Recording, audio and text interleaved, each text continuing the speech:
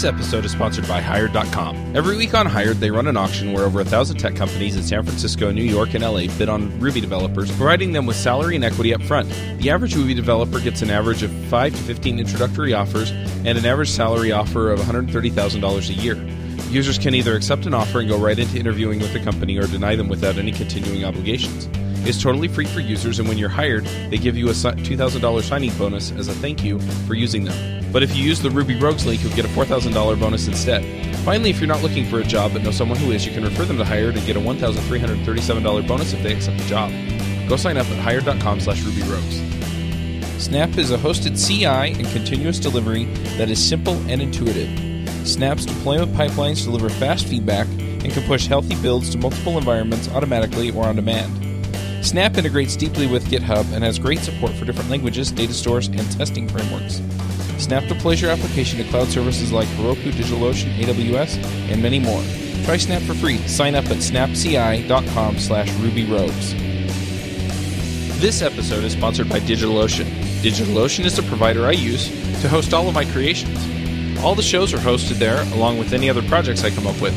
Their user interface is simple and easy to use, their support is excellent, and their VPSs are backed on solid-state drives and are fast and responsive. Check them out at DigitalOcean.com. If you use the code RubyRogues, you'll get a $10 credit. This is Thom Parkin here with Charles Max Wood from DevChat TV, and it was quite a few years ago that you and I got together. We had an interview for an article I wrote for RubySource.com. But if I recall, at that time, you had barely 100 episodes of the Ruby Rogues. And now, as we begin 2016, you're approaching the 250 mark. I know James Edward Gray, one of the co-founders, David Brady, Josh Susser, the people that that I'm familiar with, having been a fan since like episode 7, are not there any longer. But you've got a whole new group of people there keeping the Rogues alive. Yeah, it's kind of funny. So David gets a call every week. He just is busy. I still consider him a regular, but yeah, he isn't on every week. Josh, for various reasons, wasn't able to do the show anymore. James also had some things that he wanted to pursue and decided that Rogues was something that he needed to not do anymore so he could pursue those other things, which made sense. Katrina got involved with doing training with Sandy Metz and had some other things going on in her life, so she backed out. But we've gotten some really great people to go on the podcast, and Avdi's still around, so it's been great. It's kind of funny, people ask all the time, well, how do you pick the people that come on the show? And especially since, we have people like Coraline and Saran and Jessica, who are not white men. Basically, they're like, well, are you just going for diversity? But the way I pick panelists, and it's funny because this is the way I do it on all the shows, and the way that we've done it on the Rogues in the past, it was much more of a democracy. At this point, I kind of just make things run.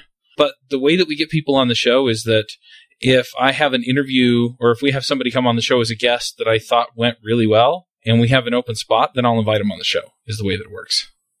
And that's terrific. So that's how we got Jessica. I really liked her episode. I'd actually met her in person at a conference before. We did put it forward to the Ruby Rogues Parlay community to see what they thought. And ultimately, it all kind of congealed upon her coming on. Saran had a terrific interview with us. We were super excited about the episode that we put out with her. And so we decided to say, hey, why don't you come be a Rogue in residence? And by the time her 6-month residency, so to speak, was over, we wanted to keep her. So that worked out there. And again, we had Coraline on, had a terrific episode with her, and it just worked out. So isn't that the story behind Avdi too, right? That's how Avdi came along. Yep. Yeah, he filled in a couple of episodes, and then we said, well, stay, because Peter that's kind of been the history. Yep. Yeah, it's been the history of the show. Yeah, well, that's great. And what you say about diversity, that is just kind of a lucky side effect. I know that's a big deal in our community right now, but talented people are talented people. It doesn't really matter, how they part their hair. Yep. It was the same on JavaScript Jabber, incidentally. I mean, we had Amy Knight. We didn't actually have a position open. And I was like, we have to have her on this show. And so, yeah. Now you bring up JavaScript Jabber. Yeah, your DevChat TV brand is becoming quite prominent because you're making huge contributions to the Rails community, as you have been to the JavaScript community. But I know that you've got a series of I can't keep track of all the podcasts you've got. I'm a regular listener of Ruby Rogues, and I listen to the JavaScript Jabber occasionally, trying to understand Angular, but you've got a litany of things that you're doing. Keeps you busy. Oh, yeah. Yeah. So tell us a little bit about the other things. Well, I know people are curious, so the way that I'll explain it is I am personally involved in 5 of the shows on devchat.tv. That is Ruby Rogues, JavaScript Jabber, Adventures in Angular, which you've mentioned both of those as well, iFreaks, which is an iOS podcast, and the Freelancer Show, which started about the same time as JavaScript Jabber and is focused on freelancers and how to run your business. So we have those 5. Last year, we added 2 new shows. I don't actually host those, or I'm not really involved with them other than helping them with hosting and sponsorships. Those are React Native Radio. So if you're into React and you want to build mobile apps, or if you're into React Native and you know exactly what I'm talking about with it, that is a podcast that started toward the end of last year, and it is run by Nader Dabbit, and he does a terrific job on that. The other one is Web Security Warriors. AJ O'Neill from JavaScript Jabber wanted to start that. He pulled together the panel. I actually guested on that one once. It's been a terrific run as well. I think they're actually recording right now as we speak, which is kind of fun. But yeah, it's been kind of nice to be able to provide a platform to people who have expertise outside of my own and let them kind of do whatever they're going to do. And so it's been awesome. And I really, really enjoy it. There's also RailsClips, and I may talk about that in a minute, but I kind of got behind on the videos on RailsClips, but I have a whole bunch of them that I'm getting ready to release next month. So keep an eye out on that if you are subscribed to that. And accept my sincere apologies for being a little bit behind on that. Well, I'm happy to hear that as a subscriber. Yes, I've been kind of curious about that. I was proud to support that project when you started it. Another thing that you've done that is really kind of a groundbreaking was the Remote Conf. I know the JS Remote Conf initiative. I wasn't involved in it, but I saw that, I saw the work you did on it, and was curious for you to talk about that. Yeah, so last year I did JS Remote Conf for the first time. Incidentally, and this kind of speaks a little bit to the way that I operate, I got an email from the guys that put on Podcast Movement, which is a podcasting conference that's held every year. Last year it was in Fort Worth. The year before that it was in Dallas. Next year it's in Chicago. And I got an email from them, and they were saying, hey, we're going to try this remote conference thing. And what they did is I think it was 2 or 3 nights a week for 2 weeks. They had 2 speakers on each night. It was a podcasting conference. It was specifically focused around business for podcasting, which of course is where I'm involved. I didn't start out podcasting for business, but it kind of grew to that point. So I was very interested in it. And as soon as I saw the format, I was like, programming needs this. So I set up my own conference, remote conference, before I attended the Podcasters Business Summit, which is what it was called. And so I went to Podcasters Business Summit for the 2 weeks they did it. And then I did JS Remote Conf for the first time the 2 weeks after. So wow. I'm a little bit impulsive on some of this stuff, but ultimately it was a lot of fun. It was a huge success. I didn't know if it was going to take off. I kind of threw it together about a month and a half before the actual conference. People were gung-ho about it. We had 120 attendees. I mean, it was wow. It was a huge success. People loved it. People got real excited about it. And I didn't even know if I was going to do it again because I just was trying it out. So a few months later, I was like, let me try this with the Ruby community. So I pulled together Ruby Remote Conf, and I did that one in June. And we didn't have quite the same attendance. Of course, I didn't get the word out as well either. But we still had about 50 or 60 people attend that conference, had some great speakers. Obviously, I have pretty good connections after having done 250 episodes of Ruby Rogues. So I knew who to invite, and we could get them to come. And that was really exciting because then these terrific talks about topics that are interesting to Ruby developers were now out there on the web. And people didn't even have to travel in order to be able to participate, not just as participants in the conference, but also be able to ask questions during the Q&A. The system we're using now, you can actually pull people on screen and they can look through the webcam and see the person, and everyone else can see them as they ask a question. Most people just ask through the Q&A system if they want. But, I mean, it's really exciting the way that we can interact these days. And so, anyway, we pulled that together. It was a pretty awesome conference. And then in August, things had slowed down for me. It turned out that doing the podcast 2 days a week. So I record, I'm actually changing my schedule, but the way I was doing it then, I was recording Ruby Rogues at 10, Freelancer Show at 12, and JavaScript Jabber at 2 on Tuesdays. And then on Wednesdays, I would do iFreaks at noon and Adventures in Angular at 3. I had a mastermind group at 10 a.m. on Wednesday, and I just didn't have the time to coordinate everything outside of that for the podcasts and do the podcasts and hold down any kind of contracting. So contracting kind of disappeared on me more or less, and it kind of left me in a financial bind. And so when I was coming up on, I had people going, do it for Angular, do it for Angular. So in July, I started pulling it together. And in August, I kind of launched and I said, hey, look, we're doing an Angular remote conf. Who's interested? Who wants to be involved? And again, I had people coming out of the woodwork. Going nuts, getting all excited about it. I did some marketing. My mastermind group actually got on my case and said, if you want this to be a success, then you need to make a plan. So I made a plan. I listed out 20 things I was going to do between basically the middle of August and the end of September when the conference was to get the word out. And that conference was a resounding success. We had over 150 people at the conference, and it actually allowed me to reset on all of the financial things that had been building up to that point. So it saved a bunch of trouble for me. I was actually able to pay down because we were behind on the mortgage. That's another story. But it actually brought me current on my mortgage, saved my house. So that's wonderful. It was this amazing thing. And afterward, people were saying, this is so great. Why can't we have one of these every month? And wow. So it's a lot of work though, isn't it? It is a lot of work. It's a whole lot of work to put it together. It is. But at the same time, I was thinking, okay, whatever. I had one or two people say it. So then I pulled together Rails Remote Conf in November and did that in November. And I had similar numbers to what I got for Ruby Remote Conf. Probably a lot of the same people. And it occurred to me at that time, again, people were coming out of it going, this is great. Why can't we do this on a regular basis? And I thought, okay, well, why can't we do this on a regular basis? So I started ramping up for JS Remote Conf to do it a second year. And I was like, you know what? And this is me being impulsive again. I said, let's do it every month. So wow. I picked topics for each month and scheduled a conference for each month. So we just finished JS Remote Conf. Next month is Freelance Remote Conf. The month after that is Ruby Remote Conf. The month after that is iOS Remote Conf. And the month after that was going to be Podcast Remote Conf. But I had so many people saying, where's the React conference? So I switched the topic. And then I had a whole bunch of people saying, well, now where's the Podcast Remote Conf? So I still need to schedule the podcasting one. It'll probably be in October next year.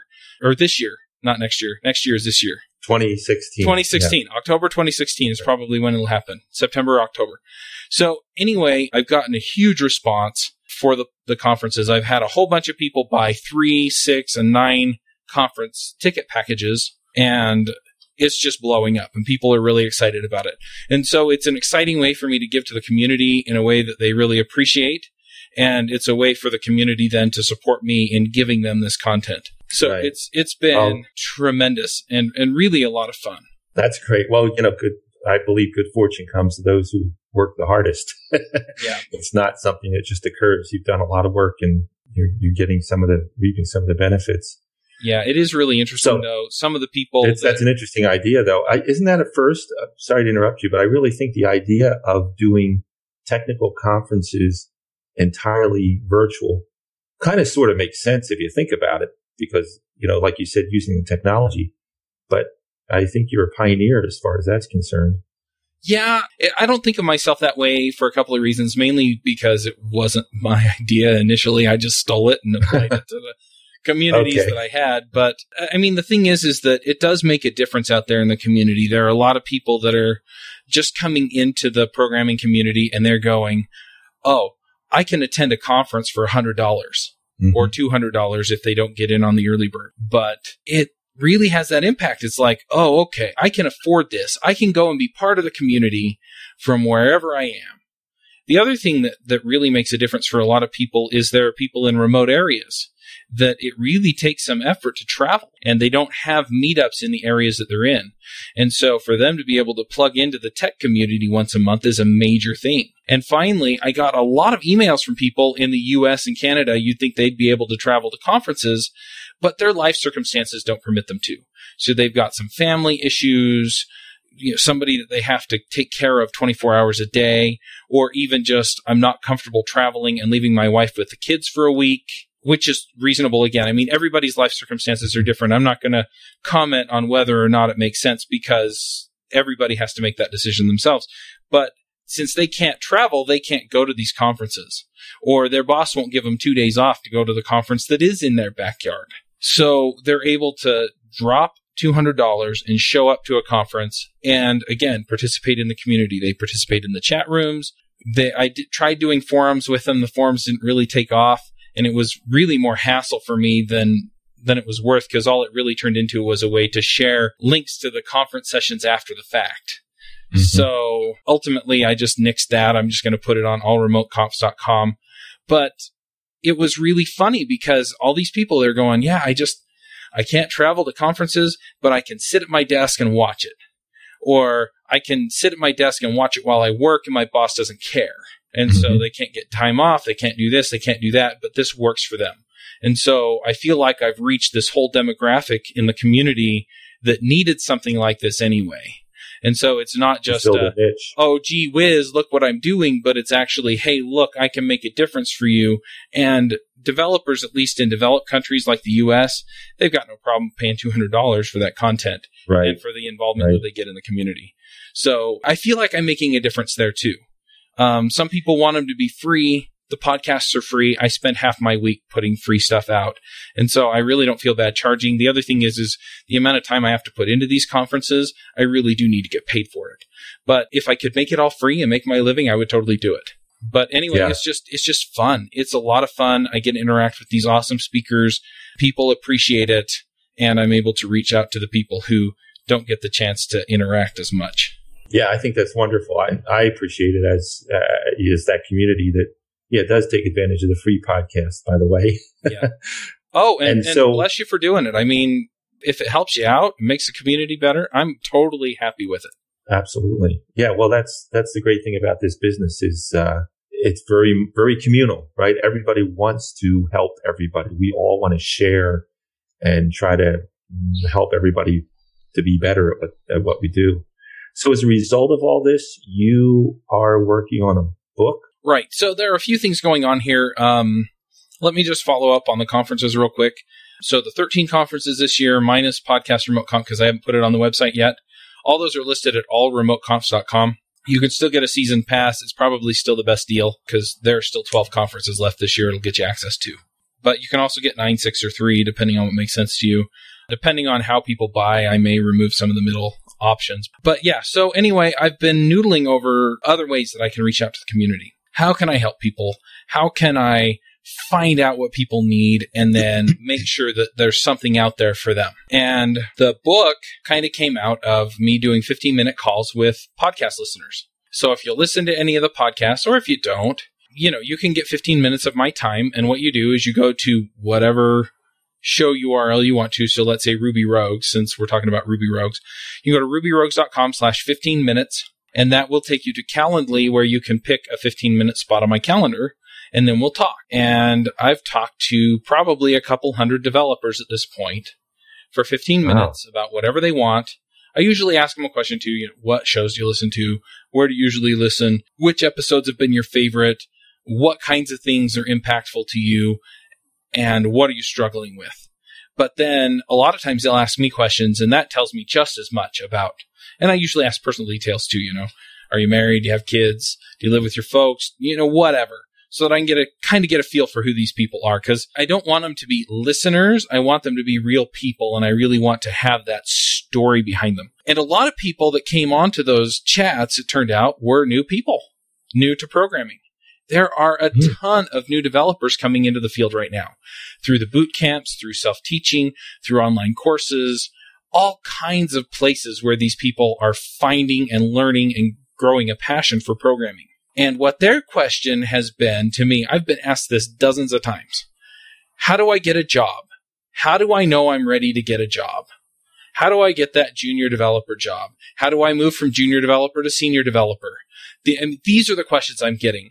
How do I know what to do? How do I find the jobs that are out there? Because everybody they talk to is looking for a senior developer, not a junior developer. And so they're trying to make that leap, and they're having trouble doing it. And I thought, well, gee, there are advanced developers that I'm sure I could build a product for and make a buck, and it would help them out. But these junior developers really don't have great guidance on this. The boot camps aren't teaching them how to find a job. Nobody else is helping them to find a job. They're lucky if they find a mentor, and the mentor will help them find a job. And I know several people who have done that. Other people just apply to everything, and eventually somebody goes, okay, we'll take you. But for a lot of these folks, they don't know which jobs to apply to. They don't know how to actually make the difference. Some of them think they're going to go to the boot camp and graduate job ready, which most of them don't. So it's really kind of a tricky thing. How do I get that job? And I've given all kinds of advice over the last year that I've been doing these 15-minute calls. And it occurred to me, with all the advice that I've given, I should put it all in one place so people can get it. And so that's the book I'm writing, is How to Find a Job. And it's going to be focused on junior developers, but it's not going to be exclusive to junior developers or new developers. It's going to be mostly focused on how do you meet people? How do you find out what a company wants? How do you get noticed by the company? Because if you're in the stack of resumes, they're going to prioritize that stack and they're going to start calling it the top. And if you're brand new, you're not going to be on top. So how do you get noticed? How do you get that traction? How do you get the hiring manager to tell you what you need to do so that the next time you come back to that company, you know that you have the skills and the type of personality that they want to bring you in? And there are all kinds of things that people can do. A lot of them are somewhat non-conventional. Some of them I haven't seen anybody do except for the one or two people I told to do them, and they worked. And so I want to put them in the book and say, look, if you go and do these things, if you go and ask if you can sit in their office and do your own projects, they probably have a desk open if they have a job requisition open. So just go sit there until they hire somebody and say, we need your spot. Go out to lunch with them, see what they're talking about. Build some plugins for their system. There's a company up here in Salt Lake called Instructure, and they have an open source learning management system. They also have a closed source learning management system. That's how they make their money. And there are business reasons why they open source their learning management system, but they have a plugin system for it. And you can build plugins for it without too much trouble in Ruby on Rails. So you can build them in PHP and whatever else too. The way they do it isn't specific to it, but go sit in there and build a plugin or two for it and ask for help and offer suggestions that would make it easier. And voila, all of a sudden you understand their system. You've got all this experience. They know about what level you're at because you're asking them questions. They like you because you go to lunch with them and just talk about Star Wars. Right. And so you or they get see the job. That you're there every day. They know that you're going to be there on time every day. You're consistent. You're reliable. Yeah, these are all things, any job, these are the kind of things nobody can teach you. Right. You have to sort of learn on your own. Yeah. But that's right. Yeah. Well, the other thing is that if you have an in at a company, so let's say you don't have the time to do this, which is, again, it's totally reasonable. Everybody's life's a little different. You don't have time to do this. I mean, just knowing somebody at the company and having them follow up with the hiring manager. Hey, did you check out my friend Joe? Hey, did you check out my friend Joe? Hey, did you check out my friend Joe? Okay, we called him in for an interview, because just get off my back, right? Right. Joe's awesome. Joe's awesome. Joe's awesome. They have this preconceived notion of you when you come in. So why not? And people talk, well, that's not fair. They should just take that stack of interviews and they should just hire solely on merit. But even then, even if you're going solely on merit off of the resume, as soon as they walk through that door, before they say anything, the hiring managers looked at how they've dressed, what they look like, all these other things, and whether they know it or not, they've made a whole bunch of judgments about them. So, we're human beings. That's the way we interact. So if you can stack the deck in your favor, then you can get a job. And that's what this is about is, look, here are the things that are going to make it so that they're going to feel good about hiring you. And that's ultimately what it's about, is that they feel good about hiring you. And then once you're hired, then you prove out whether or not they made a good decision. Exactly. So that's my book. I think that's wonderful. I wonder if you considered writing the book more as a series of video or audio, since that seems to be that's your expertise. Yeah, that's my intention. I think some people just consume better that way. And so I do plan to offer a package that has the audio book in it that I'll read myself because I have all the equipment to record it. And then Also, do video series and just say, look, here's how I put my resumes together. Because, face it, some companies, you can go in there, you can be the hiring manager's girlfriend or boyfriend, and you still have to submit a resume, even if they know that you're the perfect person for the job. So here's how you put it together so that they feel good. They can take it to their manager and they feel good, and then, here's how you do this. And here's some dialogue. And I may bring some of my friends in to play hiring manager. And, oh, hey, I was just wondering if you have a desk where I can just sit and work or, and just play out some of these dialogues and things so that people kind of get the idea. I think there's a certain irony in the fact that you have done so much that you've put yourself in a position where you can't take on contract work because you're too busy. You don't have a regular job, but that makes you qualified to write a book on how to find a job. There's a certain irony to that, I think. Well, these are all the tactics that I used when I was looking for a programming job. Right. These are all things that apply. I was working tech support. Apply to everybody. I got passionate about Rails. I started going to the users groups, and then I started talking to all these people. And that's the way it worked out. But yeah, it is funny. I was going to say, those of us who've worked for many, many years know that it's really about meeting people and interacting with people and knowing people more than being the person with the perfect skills. There is no person with the absolute perfect skills for any job. Every job is a little bit different, but making yourself, as you said, making them feel comfortable about you as a person and part of the team is extremely important. And you're right. A lot of people don't. That's part of experience, which comes from many, many years of doing it. Yeah. So it's great that you can share that experience. That's another wonderful gift you're going to give to the community. That's exciting. Yeah, there is going to be a section on leveling up. And the reason is because these people aren't job ready when they come out of the boot camps. And that's true. They don't have the skills, frankly. They don't have enough experience to look at a problem and go, that's how I should solve it. Mm-hmm. And the companies need that. It doesn't matter how good a candidate you are if you don't have those skills. So there is a base level of skills that you need and a base level of experience you need. And I'll cover that in the book too. Here's how you get to that base level so that you can actually show them that you can contribute at the level they need. But yeah, most of it's going to be focused around the other tactics, because if you're good enough, then it just comes down to how well am I marketing myself? How well am I getting that recognition? Absolutely. So you're quite a busy guy. And I know you have a family too, and I hope they get to see you often enough with all these things you're doing. Is there anything else? You've got a long list of things you're doing. Yeah, so it's interesting. I have a goals list. I talked about a lot of these goals on the Freelancer show a week or so ago. And basically, there are a couple of things that I've got going on that I've kind of come out of the woodwork. One is that obviously, for RailsClips, I have a number of videos that I plan to release this next month, which would be February 2016. React, I get people asking me about React all the time. And so I've gotten to the point now where I think I'm actually going to start a React podcast. So I'm going to pull a whole bunch of people together and start it up. I expect it's going to take off.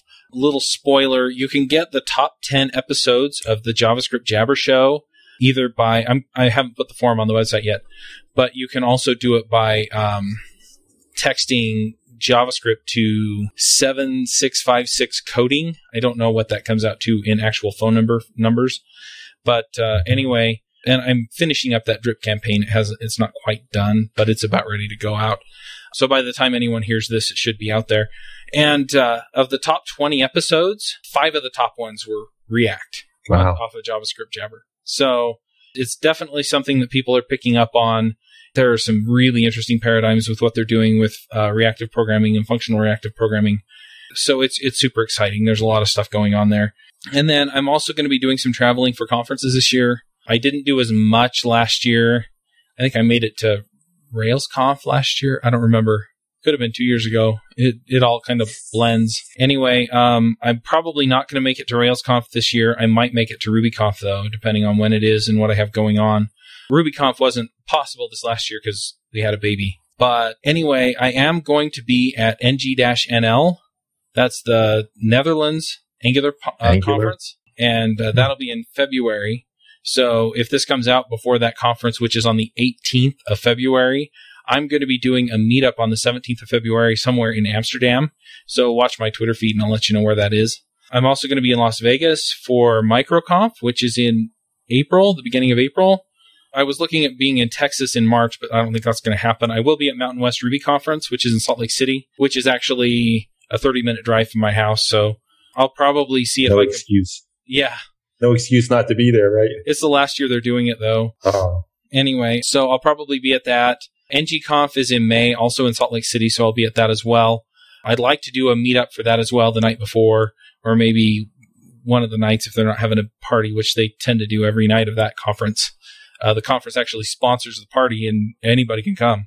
And then I'm hoping to make it out to some conferences later in the year, but I don't know what those are yet.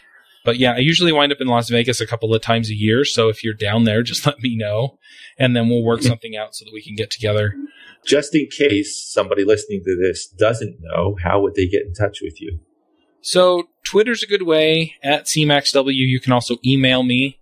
I know people hesitate to share their emails. I don't care. Send me an email. Chuck@devchat.tv.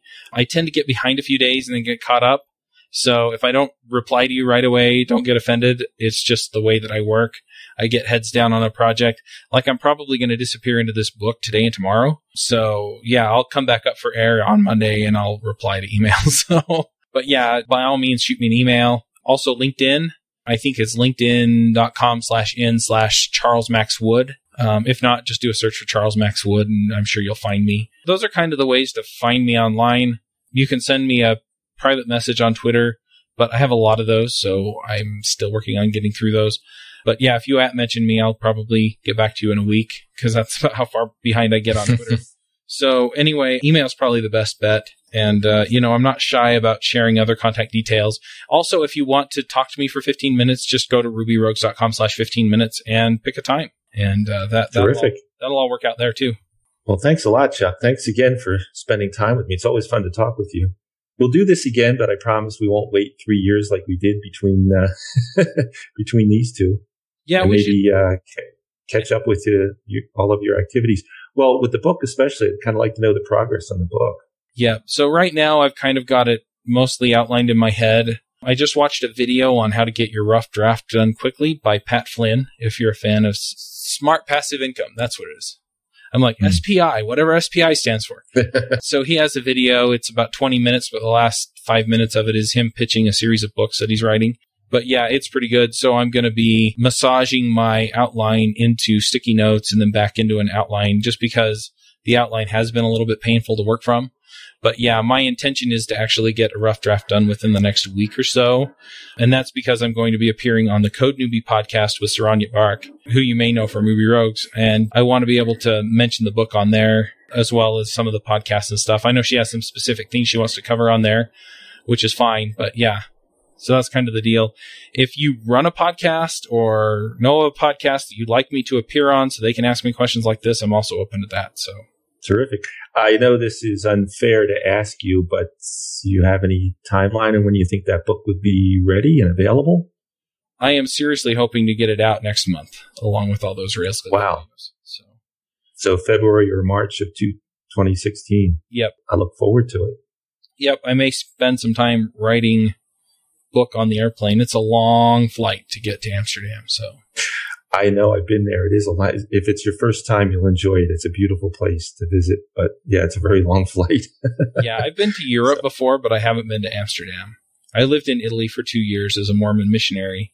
And so, wonderful. If the flight is anywhere as long as it was to get from Salt Lake City to Venice, then yeah, I have some idea. That transatlantic flight, I remember getting off the flight, walking through the airport in Rome and feeling like the whole earth was kind of moving underneath me. And yes. It took a little bit of time to get used to not moving. Not moving, not being in the air, yes. Yeah, and then the other thing is it's a 9 or 10 hour time difference, and that'll throw you for a loop. But yeah, I'm really looking forward to it. It becomes more difficult. As you get older, it becomes even more difficult too. For some reason, your body's just not as resilient to that change. But yeah, I do plan on doing meetups in whatever cities I wind up in this year. So if you're in those areas, then by all means, come and see me. And you'll be broadcasting through Twitter probably where you're at so that people can find you. And I think I'll probably also put videos into the podcast feeds. And just, excellent. Hey, it's me. I'm going to be in wherever. Right. And we'll make that happen. But those are always fun.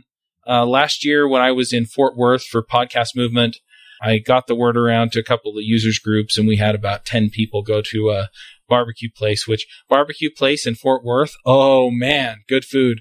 But it was just fun to chat with people as normal programmers and see what people are dealing with. Because, as much as I'd like to think that I'm involved in people's day to day, in a lot of ways, I'm not. I don't work for a company day to day. And so by hearing that they have the same concerns that I do, it really helps. It helps me stay grounded in what we're putting out there for people. And it also just helps me understand who's out there and put faces with names and, understand who's out there and who they are, and not just as a podcast listener or generic programmer. And I'm doing air quotes around both of those. And it really does. It makes a big difference for me to be able to feel like I connect to people and understand where you're at. Even though I know you feel like you're connected to me, it's nice for me to have that the other way. So absolutely. Well, that's wonderful. When you get that book ready, I would be proud to do a proofread. I have this I say it's a gift and it's a curse. I cannot look at anything, any written word, without the grammar and spelling errors just jumping out and smacking me in the face. Oh, nitpick away, dude. Yeah, I'm really good at proofreading, and actually I've been doing that a lot for the Ruby source. Every time somebody writes an article, a lot of the people are, English is not their native language. And so I'm going through, correcting their grammar. But if you want that help, I'd be glad to help you. I'd be proud to say I was involved in it. Yep. Well, as I said, it's fun to talk to you, honestly, to talk with you. And thanks a lot for sharing all this. I hope this is helpful for you. And as I said, I'm proud to have been a part of it. And maybe we can do this on a more regular basis, not necessarily monthly, but more regular basis. Help keep the thing going. Yeah, sounds good. Hosting and bandwidth provided by the Blue Box Group. Check them out at bluebox.net. Bandwidth for this segment is provided by CacheFly, the world's fastest CDN. Deliver your content fast with CacheFly. Visit CacheFly.com to learn more. Would you like to join a conversation with the Rogues and their guests? Want to support the show? We have a forum that allows you to join the conversation and support the show at the same time. You can sign up at rubyrogues.com/parlay.